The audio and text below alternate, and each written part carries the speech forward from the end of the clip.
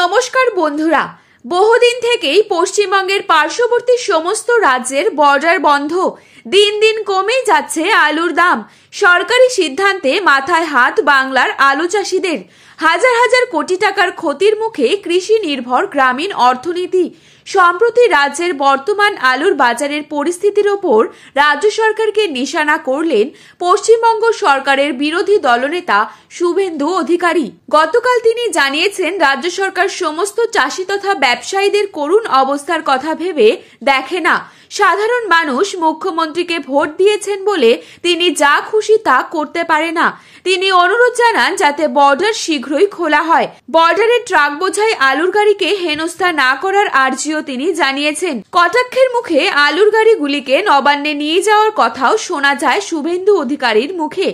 আজ কতুলপুরে পোখরাজ আলুর দাম পয়েন্ট লোড হিসেবে রয়েছে 440 টাকা।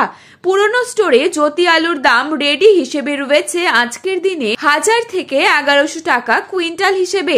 বন্ডের দাম 50 থেকে 60 হাজার টাকার মধ্যে ঘোরাফেরা করছে। বর্তমানে আলুর বাজারের পরিস্থিতি খুবই খারাপ।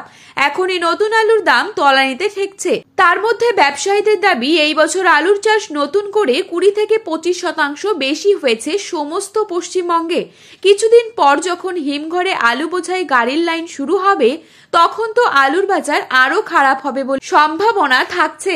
এত টাকা খরচা করার পর যদি চাষিদের লস দেখতে হয়, তবে সর্বস্ব হারাতে হবে চাষি ভাইদেরকে। এখনই চিন্তায় কুল কিনারা পাচ্ছেন না বাংলার সাধারণ কৃষকেরা। উত্তরবঙ্গ থেকে দক্ষিণবঙ্গের সর্বত্রই আলুর ব্যাপক ফলন ধরা পড়েছে। এখনো রাজ্যের হিমঘরগুলিতে অন্তত 2 লক্ষ টন আলু থেকে গেল। হুগলি, বর্ধমানে হিমঘরের মালিকেরা শেডের বাইরে আলু বের করে দিয়েছেন। পশ্চিম মেদিনীপুর এবং বাঁকুড়ার অধিকাংশ আলুই ভিন রাজ্যে পাঠানোর ছিল। পরিমাণ বেশি হওয়ায় সেখানকার আলু শেডে বের করা যায়নি। পুরনো আলুই বাজার জুড়ে থাকায় বাঁকুড়া, মুর্শিদাবাদের নতুন আলু জলদি উঠলেও চাষিরা দাম পেলেন না। তো বন্ধুরা, এই ছিল আজকের আলু সম্পর্কিত গুরুত্বপূর্ণ আপডেট। ভিডিওটি ভালো লেগে থাকলে অবশ্যই একটি লাইক করবেন এবং চ্যানেলটিকে সাবস্ক্রাইব করে পাশে থাকা বেল আইকনটিকে প্রেস করে রাখবেন। এবং ভিডিওটি গুরুত্বপূর্ণ মনে হলে অবশ্যই আপনার প্রিয়জনদের কাছে শেয়ার করতে ভুলবেন না। ধন্যবাদ।